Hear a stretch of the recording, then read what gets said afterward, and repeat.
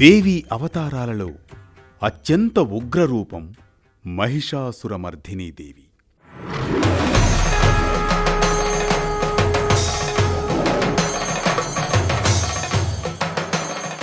ఆశ్వయుజ శుద్ధ నవమి రోజున అమ్మ మహిషాసురమర్ధినిగా అవతరించి దుష్ట శిక్షణ శిష్ట రక్షణ చేస్తుంది. ధర్మ విజయానికి సంకేతంగా ఆశ్వయుజ శుద్ధ నవమినే మహార్నవమిగా ఉత్సవం జరుపుకుంటాం.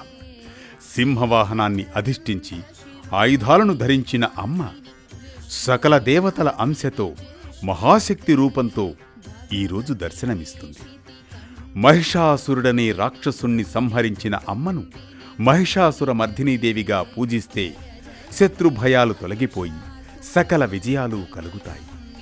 ఈ అమ్మను పూజిస్తే సకల దేవతలను పూజించిన ఫలితం లభిస్తుంది. చండీ సప్తశతి హోమం చేయాలి. ఓం ఐం హ్రీం శ్రీం సర్వసమ్మోహిన్యై స్వాహ అనే మంత్రాన్ని జపించాలి.